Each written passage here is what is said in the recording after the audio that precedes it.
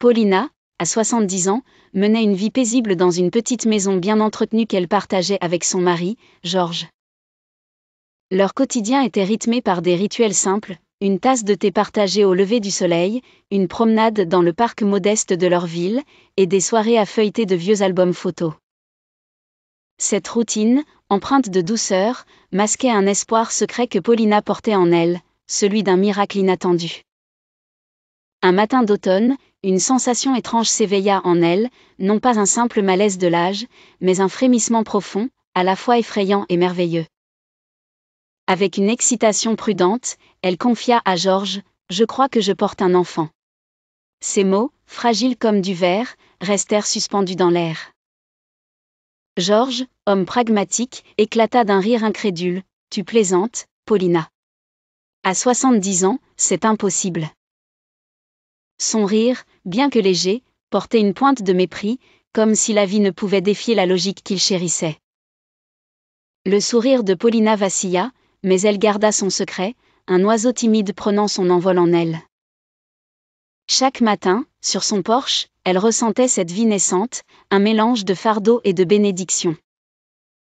Georges restait sceptique, mais Paulina se préparait à un avenir qu'elle n'avait jamais osé imaginer, où chaque détail, l'arôme du thé, le bruissement des feuilles d'automne semblait porter une promesse. Ce secret, qu'elle chérissait seule, allait bientôt bouleverser leur monde. Les jours suivants, le secret de Paulina devint un compagnon muet, murmurant dans ses moments de solitude. Les signes de sa grossesse, de plus en plus évidents, étaient encore dissimulés aux yeux du monde. Georges, fidèle à sa nature rationnelle, rejetait l'idée d'un miracle avec un rire ou un soupir agacé : « Tu te trompes, Paulina. Ce n'est pas possible. » Ces mots, tranchants, érodaient l'espoir de Paulina, mais elle restait résolue, s'accrochant à sa vérité intérieure.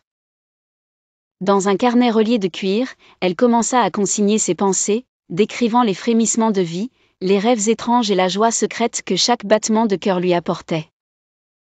Ce journal devint son refuge, un testament de son espoir caché. Dans le parc, sur un banc usé, elle observait les feuilles d'automne danser, sentant une connexion profonde avec la nature, comme si les arbres eux-mêmes murmuraient des promesses de renouveau. À la maison, les doutes de Georges s'intensifiaient, créant une tension silencieuse. Chaque tentative de Paulina pour partager son émerveillement se heurtait à un mur de scepticisme. Pourtant, elle persistait, trouvant du réconfort dans la simplicité de son jardin, où chaque feuille naissante semblait célébrer la vie qu'elle portait. Ces moments de solitude renforçaient sa conviction que la vie pouvait défier les conventions, et que son miracle, bien que fragile, était une lumière dans l'obscurité. Au fil des semaines, la grossesse de Paulina devint plus visible, bien qu'elle la cachât encore aux regards indiscrets. Les changements dans son corps, tremblements légers, sensations nouvelles étaient des témoignages de ce miracle. Chaque promenade dans les rues familières de la ville semblait baignée d'une lumière enchantée, comme si la nature elle-même saluait son état. Georges, de son côté, s'enfonçait dans le doute. Chaque sourire de Paulina, chaque regard pensif, attisait ses soupçons. Comment est-ce possible, se demandait-il, incapable d'accepter une réalité qui défiait sa logique. À la maison, leurs moments autrefois partagés étaient désormais assombris par une distance croissante. Paulina, déterminée, se réfugiait dans son jardin, où elle plantait des graines avec soin, chaque pouce symbolisant l'espoir qu'elle portait. La ville, elle, commençait à murmurer. Les voisins, qui connaissaient Paulina et Georges depuis des décennies, remarquaient des changements subtils dans leur comportement. Des conversations chuchotées au marché ou derrière les clôtures laissaient entendre qu'un mystère se tramait. Bien que personne n'osât parler ouvertement, les rumeurs d'un miracle inattendu dansaient dans l'air. Paulina, concentrée sur sa propre expérience, savourait chaque instant de connexion avec la vie qu'elle portait, ignorant les murmures extérieurs. Dans ces moments de solitude, elle écrivait dans son journal, transformant ses incertitudes en une force silencieuse, prête à affronter ce que l'avenir lui réservait. Le jour de l'accouchement arriva sans fanfare, dans le froid d'un matin d'hiver naissant. Paulina, submergée par une douleur à la fois alarmante et naturelle, comprit que l'heure était venue. Avec l'aide de voisins de confiance, qui avaient perçu son secret à travers les murmures de la ville, elle se prépara. La maison, autrefois havre de routine, vibrait d'une tension mêlée d'excitation. Chaque détail, les photos anciennes, la couverture tricotée, l'horloge usée semblaient participer à ce moment sacré. La communauté, réunie dans une solidarité silencieuse, retenait son souffle, émerveillée par ce miracle. Georges, bien que distant, était attiré par l'agitation, son cœur battant sous le poids du regret et de l'incrédulité. Au crépuscule, après des heures de travail intense, Paulina donna naissance à des jumeaux, dont les cris emplirent l'air d'une émotion bouleversante.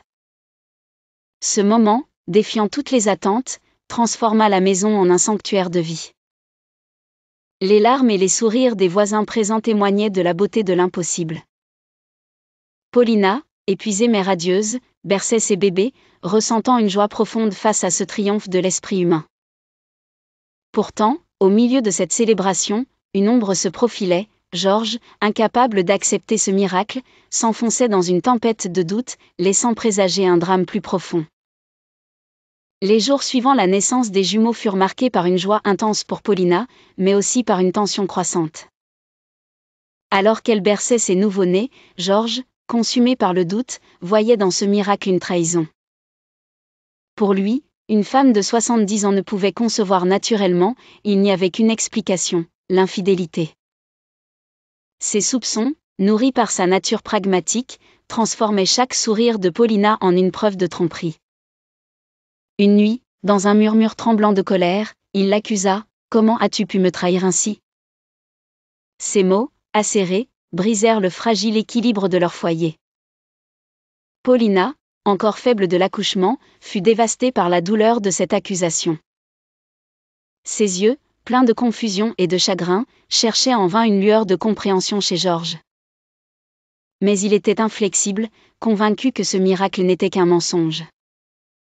La maison, autrefois un refuge, devint un champ de bataille émotionnelle.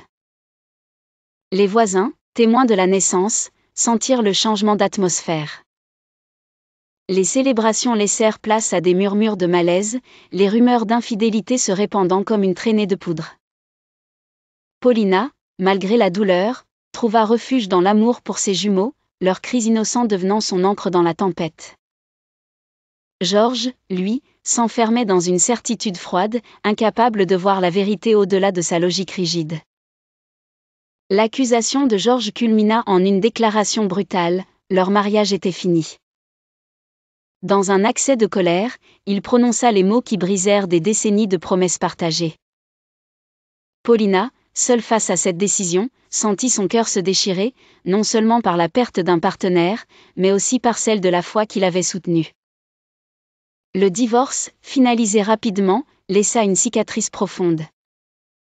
Paulina, désormais seule avec les jumeaux, trouva dans leur présence une raison de continuer. Leurs rires innocents et leurs premiers sourires étaient des phares dans l'obscurité. La communauté, émue par sa résilience, l'entoura de gestes tendres, du pain frais, une visite amicale, un mot gentil au marché. Ces actes, bien que modestes, tissaient un fil fragile de réconfort. Georges, de son côté, s'installa dans un appartement froid, loin de la ville.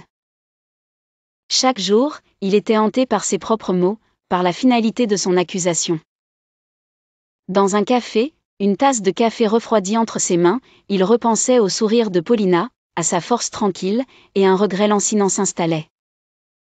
Il se demandait s'il avait été aveuglé par sa logique, s'il avait détruit un miracle par peur de l'inconnu.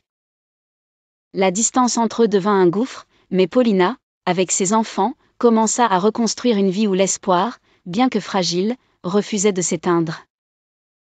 Dans la solitude de son nouvel appartement, Georges sombra dans un océan de remords. Chaque matin, il se réveillait avec le poids de ses choix, revisitant les moments où il avait accusé Paulina. Les souvenirs de leur vie commune, rires partagés, soirées tranquilles étaient désormais teintés d'amertume. Dans un café, il fixait une tasse froide, hanté par les yeux doux de Paulina et par l'image des jumeaux qu'il n'avait jamais vraiment connus.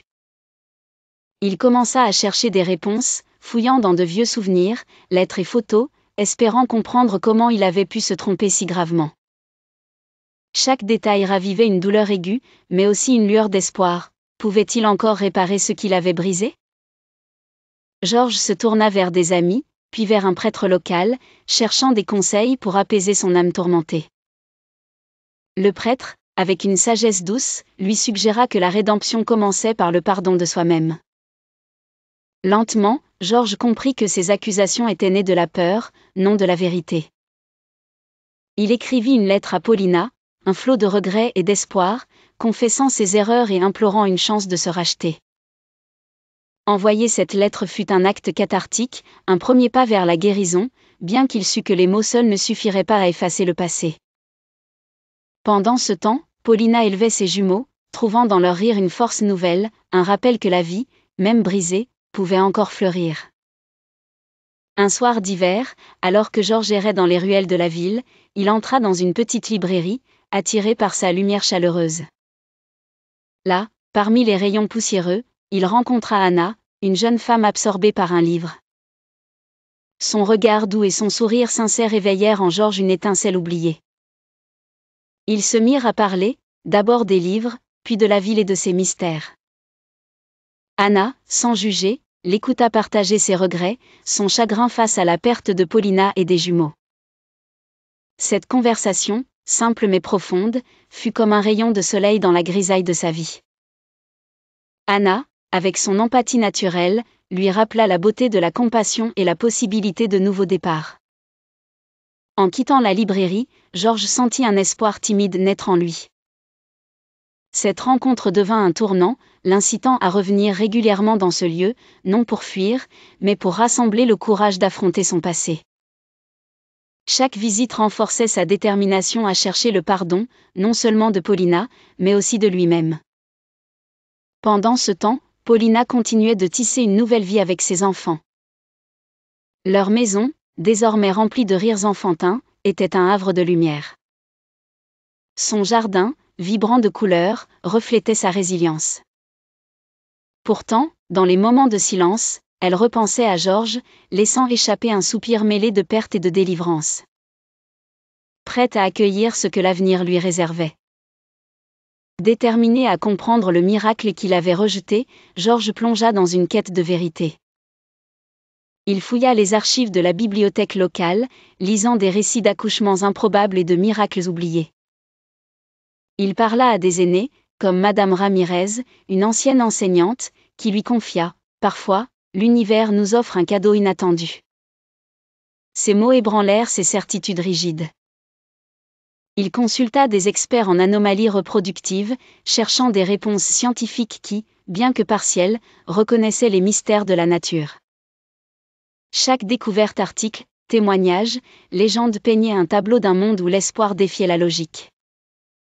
Dans son bureau, entouré de livres et de notes, Georges écrivait ses réflexions, décrivant le regard de Paulina, son regret, et la possibilité que la vie soit plus vaste que ses propres limites. Cette quête devint un voyage de découverte personnelle, où il apprit que certains mystères ne demandaient pas d'explication, mais d'acceptation. Pendant ce temps, Paulina, dans son jardin, trouvait du réconfort dans la croissance de ses plantes et de ses enfants. Chaque sourire des jumeaux était une preuve que la vie pouvait fleurir malgré les blessures. La communauté, autrefois curieuse, la voyait désormais comme un symbole de résilience. Georges, de son côté, comprit que sa rédemption passait par l'acceptation de sa propre humanité, un pas vers la possibilité de demander pardon à Paulina, non pour effacer le passé, mais pour construire un avenir où la guérison serait possible. Un matin clair, Georges se tenait devant la maison de Paulina, le cœur battant. Lorsqu'elle ouvrit la porte, son regard, marqué par les années mais brillant d'espoir, rencontra le sien. Dans un silence chargé de souvenirs, il murmura « Paulina, je suis venu demander pardon. J'ai causé tant de douleur, mais je veux apprendre à vivre avec mes erreurs. » Paulina, avec une dignité calme, répondit « J'ai porté cette douleur, Georges, mais j'ai toujours cru au miracle, même dans l'obscurité. » Leur conversation, honnête et mesurée, se déroula dans le salon, baignée de lumière douce. Ils parlèrent des jours heureux, de la trahison, et de la force qui les avait portés. Les rires des jumeaux, jouant à côté, étaient un rappel constant de la vie née d'un miracle. Ce dialogue, fragile mais sincère, posa les bases d'une possible réconciliation. Pas une promesse d'amour retrouvée, mais une entente pour guérir. Paulina remit à Georges une note: « Prends ton temps. La guérison est un voyage. » Dans les mois qui suivirent, ils se revirent, doucement, construisant une amitié basée sur le respect et la compréhension. La ville, témoin de leur histoire, vit en eux une leçon: l'amour, même brisé, pouvait renaître sous une nouvelle forme. Paulina et Georges apprirent que la rédemption, comme la vie, était une tapisserie de miracles et d'erreurs, tissée avec les fils fragiles de l'espoir, prouvant que même dans les ombres, la lumière pouvait toujours trouver un chemin.